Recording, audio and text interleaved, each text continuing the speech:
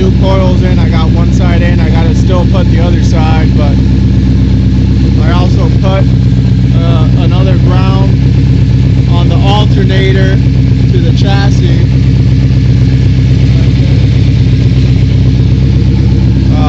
Hoping to make better ground, because I noticed that there are some voltage drops from time to time.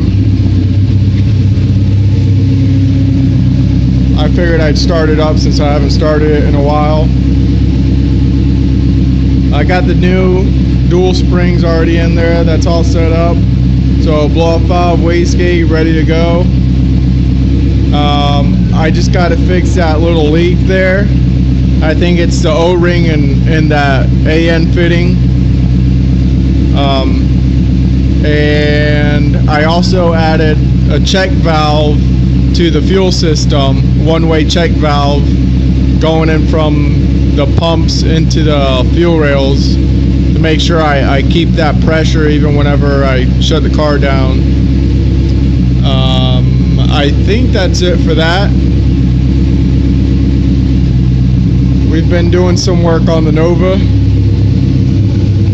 Pulled the rear out after we tacked all this up. Got it all aligned, got the angle just right. And we're gonna weld it up and probably blast it and paint it, make it look really nice. Probably get rid of this, I'm not sure yet. I know they say that's just like a damper. And should go back in the car. I don't know if you guys want to check this out. It's in fairly good condition.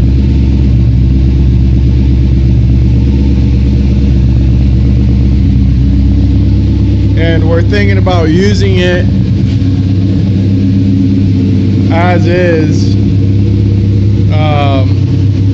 with that rear end and then the tires and drop spindles and the whole disc brake conversion with the regular factory 350 and the 350 turbo trans, just to see how it does, make sure that everything in the rear seems good. Probably end up putting new leaf springs in the back. We would like to do a 4-link conversion later down the road, but for now we're just gonna make things work, make it function right the way it is.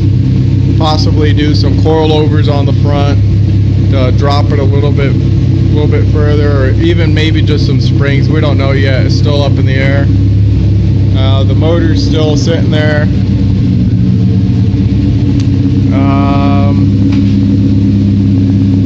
That's about it, really.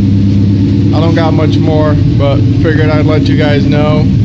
Maybe you see my last video with boost leak. I believe that could have been an issue, but I tried it after that and it was still the same deal. No difference, no real difference. I hope that with the dual spring now it'll make a difference, but I actually scoped out the whole hot side a little better. I took a mirror and looked up behind all the tubing and looked up in tight spaces I normally can't get into, and I did notice that there was one small leak coming from the area that I'm going to show you now. I just don't want to get too close to the car because it's probably so loud. I don't know if you could hear me right now, but I'll show you where I think it's leaking from. And I do have a gasket on there. It's a stainless gasket, but it doesn't actually fit quite well. It's on the V-band. I'm thinking about possibly making some sort of like large copper gasket or maybe aluminum gasket at work on the lathe and slapping it on there and see if it'll help. But like I said, I got a stainless one on there. The only problem is that it's not exactly the right size, and I'm sure that the clamp that goes on there, you know, doesn't help either, because it's a crappy clamp. You know, it's seen a lot of use, and I've tightened the piss out of it before.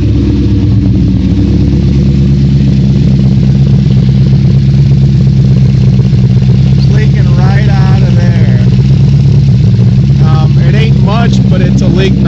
guess.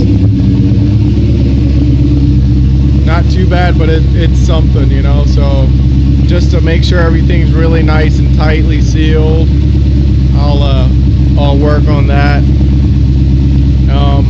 I don't know if I talked about this last time, but the blow-off valve has a little O-ring that goes on to the flange where it connects, and I never used the O-ring. I always used silicone because it never came with the O-ring. You had to order them separately, or they weren't available. I forgot what the deal was, but I used silicone. It's always worked, but this time I got the O-ring on there. I don't think it'll make a difference, but just to say it's on there, you know. I'll let you guys know once I get a few things sorted out and get back to testing.